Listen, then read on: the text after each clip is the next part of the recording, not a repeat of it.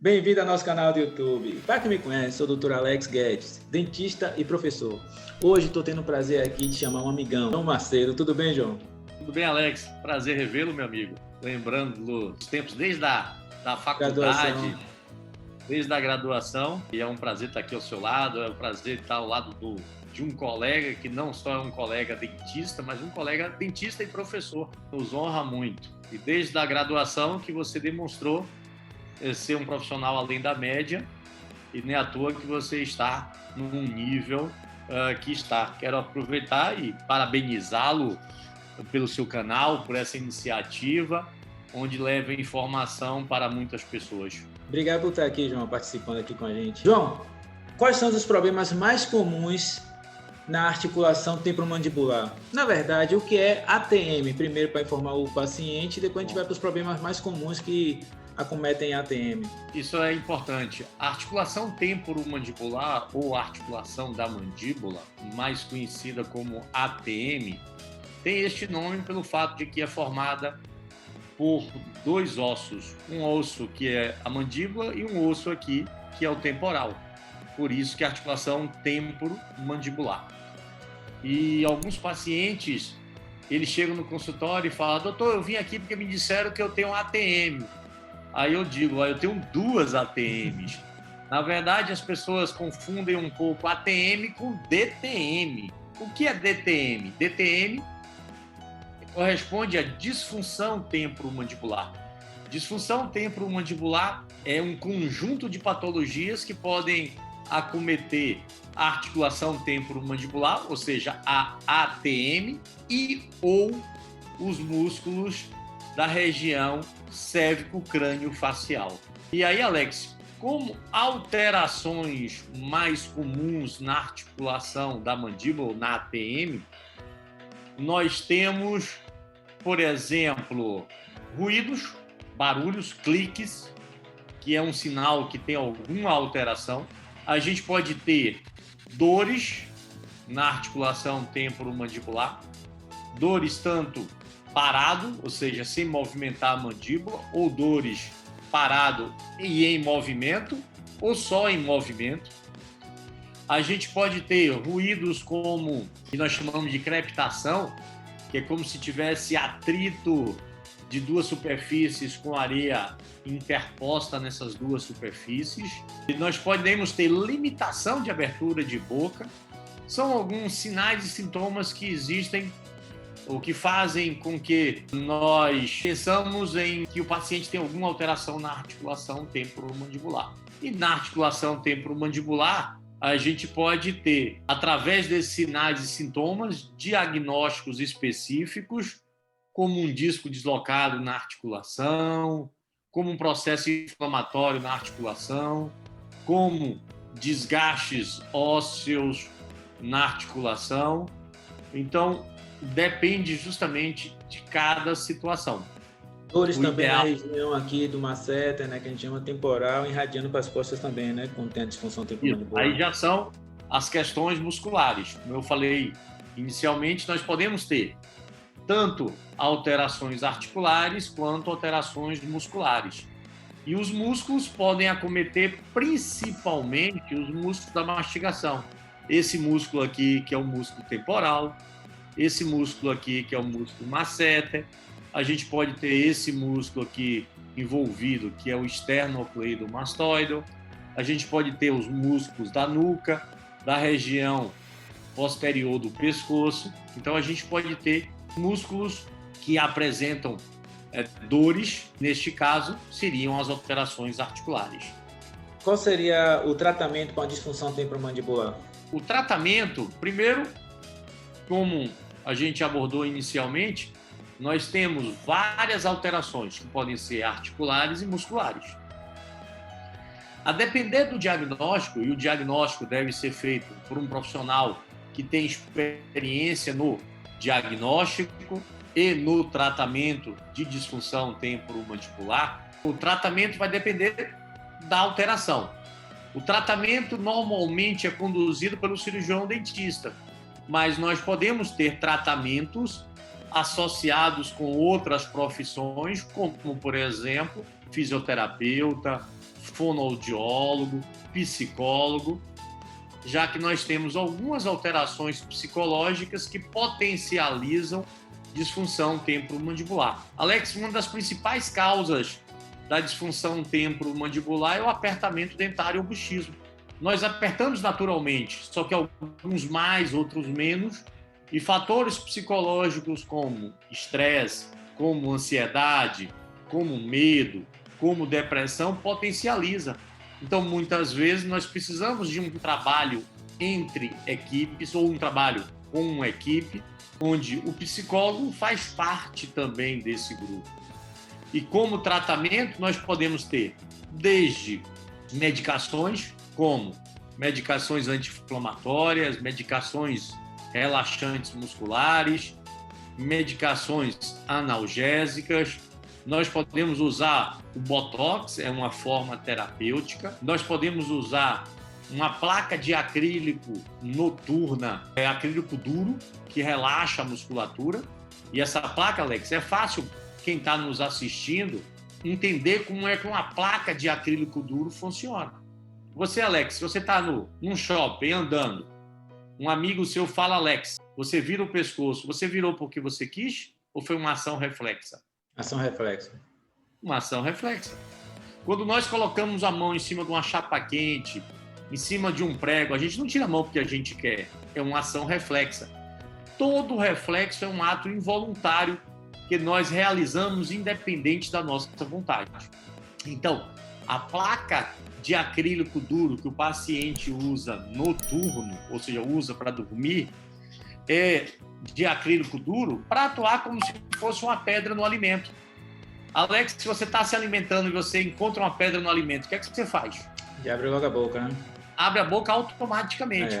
Porque o cérebro pega informação de que tem algo duro entre os dentes e manda a ordem para os músculos da mastigação, mandando eles relaxarem. E aí você relaxa. É dessa forma que a placa de acrílico funciona. Agora, Alex, não é qualquer placa de acrílico, é uma placa de acrílico ajustada. Eu até brinco com alguns pacientes, que tem pacientes que falam, vou mandar meu motorista pegar a placa lá na clínica do senhor, doutor. Mas não é pegar a placa, o paciente tem de ir, porque nós precisamos ajustar. Você compra um pneu, você vai botar o pneu no carro, não é simplesmente colocar o pneu. O pneu precisa ser o quê? Alinhado, o pneu precisa ser balanceado. É a mesma coisa a placa. A placa tem que ser de acrílico duro? Tem. Mas precisa estar ajustada. Então, o cirurgião dentista ele tem de ter conhecimento para ajustar a placa de tal forma onde os toques dos dentes nesta placa promova o relaxamento. Uma placa desajustada, Alex, você sabe muito bem disso, pode até potencializar, pode até piorar o quadro. Às vezes é melhor nem usar a placa do que usar uma placa desajustada. Então, eu falei para vocês alguns exemplos, como medicações, como placa. Laser, a gente tem, né? Laser terapia, laser de baixa potência é muito bom. Acupuntura. A gente tem alguns exercícios específicos que o cirurgião dentista, o fisioterapeuta, o fonoaudiólogo pode ensinar ao paciente. A gente tem, por exemplo, alguns aparelhos, não só o laser, que pode ser utilizado em casos de disfunção temporomandibular, principalmente o fisioterapeuta faz uso, como o TENS, como o aparelho que estimula a contração muscular, que é o FES, como aparelhos com microcorrente, ondas curtas. Existem vários meios terapêuticos. E tem um, Alex, que saiu até, por sinal, no Jornal Nacional, chamando estimulação transcraniana. Quem controla o nosso corpo é o cérebro. A parte externa do nosso cérebro, que é a substância cinzenta, que é o córtex cerebral, eu sou do interior, no interior as crianças ouvem desde pequeno, menino inteligente é menino que tem massa cinzenta, ou seja, que tem córtex cerebral. Então, o córtex cerebral, que é a parte externa do nosso cérebro, é responsável por controlar nosso corpo. Então, existe um aparelho que é colocado por fora do crânio, que estimula determinadas regiões do cérebro, nós chamamos isso de estimulação transcraniana, a liberar substâncias analgésicas endógenas, ou seja, substâncias analgésicas produzidas pelo próprio paciente, auxiliando no tratamento. Nós temos algumas medicações fitoterápicas chinesas, nós temos raramente cirurgias na área da articulação temporomandibular. O tratamento da disfunção temporomandibular utilizando cirurgia. Queria que você falasse um pouquinho, alertasse os clientes, os pacientes que estão assistindo a gente, que não tem tanto conhecimento assim, que é bom às vezes procurar outra sugestão, outra opinião, né? Uma segunda opção, tratamento. Alex, você é especialista em periodontia. Tá? Você é professor, tem amplo conhecimento. Então, um paciente que precisa de um periodontista tem que procurar uma pessoa como você que tem experiência em periodontia. Não é qualquer dentista que faz periodontia. A mesma coisa com disfunção temporomandibular. Não é qualquer dentista que trata disfunção temporomandibular. Tem que ser alguém que tenha conhecimento no tratamento. E muitos colegas hoje em dia estão submetendo pacientes a procedimento cirúrgico na articulação temporomandibular sem necessidade.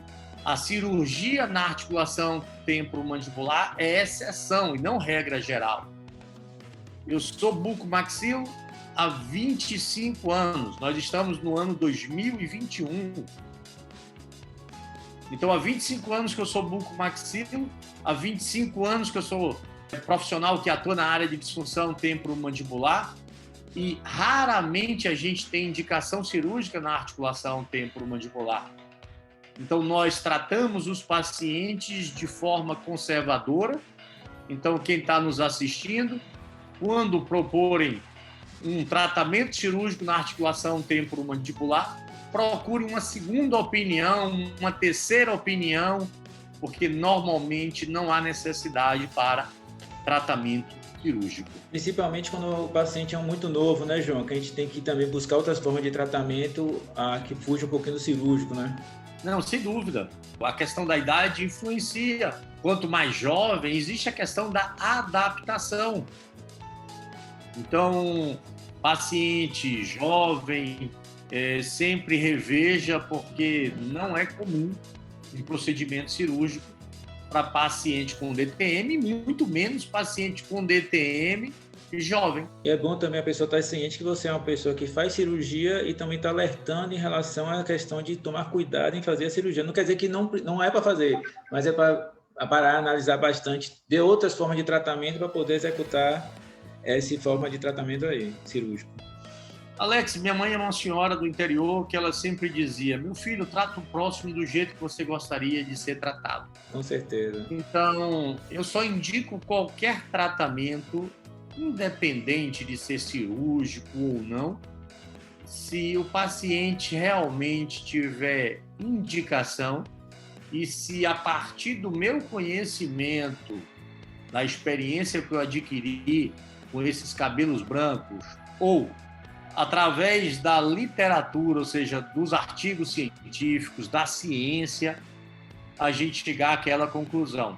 Então, eu sempre me coloco no lugar do paciente. Se fosse eu no lugar do paciente, o que é que eu gostaria que fizesse comigo? Então, é dessa forma. Eu só trato o paciente com meios que eu acho que é o melhor para ele. Se tiver indicação cirúrgica, farei cirurgia, que não é comum isso. Tá? Normalmente, o tratamento para disfunção temporomandibular são tratamentos conservadores. E é interessante, Alex, abordar o seguinte: um paciente que tem dor crônica, que normalmente o paciente que tem dor é o que mais procura tratamento. Paciente que tem dor crônica é aquele paciente que tem no mínimo 15 dias de dor por mês, no mínimo 3 meses seguidos. Então, quem está nos assistindo, vou repetir, é aquele paciente que tem dor no mínimo 15 dias no mês, no mínimo 3 meses seguidos. Um paciente que tem dor crônica, geralmente, Alex, ele não tem problemas articulares, ele tem problemas musculares. Porque as dores agudas, elas são normalmente articulares, as crônicas são normalmente musculares. Então, e o fato simples de eu ter pacientes com problemas articulares e problemas musculares não significa que é o problema articular que está gerando o problema muscular. Não tem uma relação de causa e efeito. Vamos imaginar, se eu tenho, por exemplo, uma dor aqui no masseter e tem uma unha encravada, eu posso dizer que é a unha encravada que está dando problema nesse músculo aqui? Não. A relação de causa-efeito é diferente de mera coexistência. Às vezes o paciente tem um problema de dor muscular e aí vamos operar a articulação. Não, não tem uma relação de causa-efeito normalmente. E cirurgia é um processo que não é reversível, né? Tem um outro detalhe, não tem como voltar atrás. E alguns procedimentos cirúrgicos, no caso específico de DTM, ele gera, a cirurgia gera mais problemas na articulação do que solução. Então, procura alguém que tem experiência em tratamento clínico inicialmente. A cirurgia não é a primeira opção, normalmente. É raro você ter necessidade de um procedimento cirúrgico na articulação temporomandibular. Agora, uma outra preocupação, Alex, que a gente tem de ter, a gente está numa situação onde a gente está fazendo esta atividade justamente num período onde ainda passamos por uma pandemia, onde a gente vê muita discussão sobre embasamento científico. Então, a pandemia levantou algumas questões que muitas vezes a sociedade não abordava, não se atentava. Então, a gente vê a abordagem tipo, vamos fazer procedimento que tenha embasamento científico, que tenha tido trabalhos bons, que demonstraram sucesso. Então, existem alguns tratamentos que as pessoas preconizam para a disfunção temporomandibular que não tem embasamento científico, é o achismo. E em ciência não existe eu acho, existe melhora ou não melhora, tem indicação ou não tem indicação, tem resultado ou não tem resultado. E tem procedimentos também, Alex, onde as pessoas usam um aparelho de acrílico dia e noite, até para se alimentar, e vai aumentando, e o paciente fica com a boca aberta. E o uso desses aparelhos dia e noite, e eu já encontrei alguns pacientes, eles acabam evoluindo com alteração na posição dos dentes, porque o uso desses aparelhos dia e noite modifica a posição dentária. Eu já tive pacientes, por exemplo, Alex, que fez uso desses aparelhos diários, que ficava com a boca, quando tirava o aparelho, tocava lá atrás e ficava com a boca, não conseguia fechar. Esse tipo de procedimento também a comunidade científica que atua na área de DTM não preconiza, não acha adequado. Ô, João, e o que você acha em relação ao paciente que masca chiclete? Ele faz mal também para a ATM? A gente usa um determinado músculo em excesso. Vamos imaginar, eu tenho aqui esse músculo aqui do braço. Se eu ficar contraindo, eu posso chegar a um momento de cansá-lo. O músculo ele passa por um processo de fadiga. Então, eu atendo muitos pacientes com dores semanalmente, com dores nessa musculatura aqui, por sinal, músculo da mastigação. O uso do chiclete, Alex, ele está forçando a musculatura sem necessidade. Eu tenho um paciente que tem dores porque masca um chiclete na musculatura, tem dores na articulação.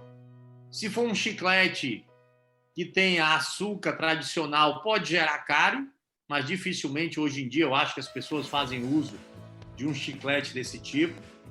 E tem um outro detalhe que as pessoas às vezes não se atentam, que quando a gente está mastigando, a gente manda informação para o cérebro, tipo, tá indo comida para o estômago. Só que quando eu estou mascando chiclete, a comida não está indo para o estômago. Eu estou enrolando, enganando o cérebro como se tivesse indo comida para o estômago.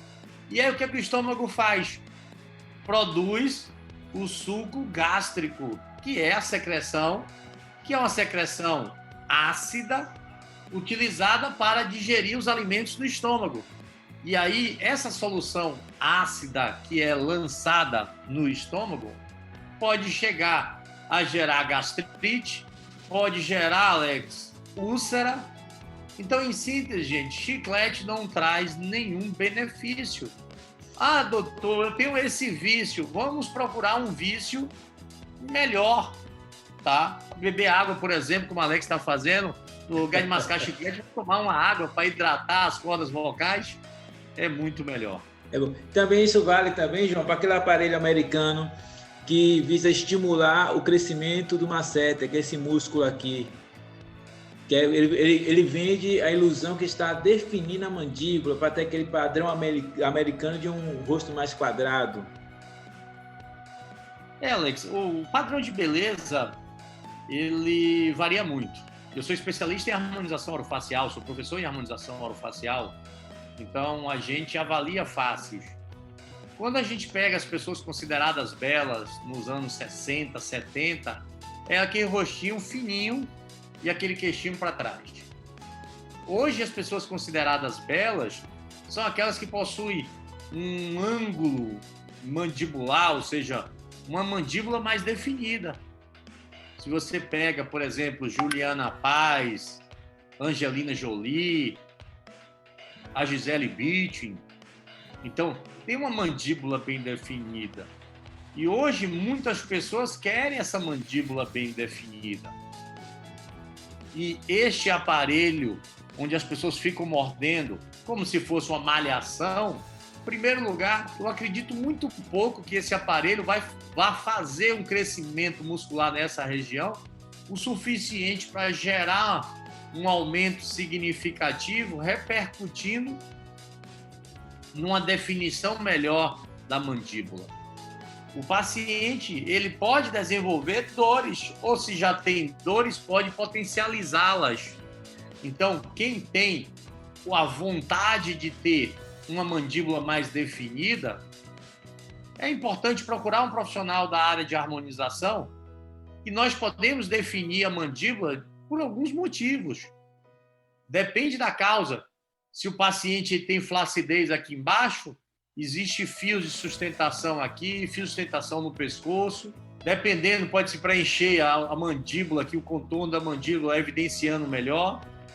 Se o paciente tem um pouco de gordura, como eu, que já tem gordura aqui, pode colocar uma enzima para dissolver essa gordura ou fazer uma lipoaspiração, vai definir, tirando a gordura, melhor a mandíbula. Então, só procurar um profissional da área de harmonização e aí ele vai te avaliar melhor. Agora, eu não aconselho o uso desse tipo de aparelho para definir melhor a mandíbula. Você que está assistindo aí está vendo o nível do nosso convidado aqui, né? João, gostaria de agradecer muito, foi muito esclarecedor todas essas dúvidas que você tirou do paciente. Você é uma pessoa de alto nível, não tenho muito o que falar de você, que você é uma pessoa maravilhosa. Vou deixar aqui na descrição o contato do professor João, ele vai ter o maior prazer de responder suas dúvidas, tá? Vou deixar também aqui o endereço do consultório dele, inclusive o professor João tem um canal no YouTube, que eu vou deixar o link aqui, sobre harmonização orofacial, em que ele dá verdadeiras aulas, vai esclarecer bastante, tanto o profissional, dentista, tá? O de outras áreas, como também os pacientes. Não, vai ser um prazer. E quem está nos assistindo, se por acaso vocês gostaram, se inscreva no canal de Alex aí, dá uma curtida, um like. Se essas informações foram importantes para vocês, pode ser que seja também importante para um amigo seu, para um colega seu. Então, vocês podem compartilhar esse vídeo do canal de Alex para disseminar conhecimento. Eu acho que o conhecimento ele tem de ser disseminado para que as pessoas consigam viver com menos dor ou sem dor, que é o que a gente gostaria. Obrigadão, João. Tchau, tchau.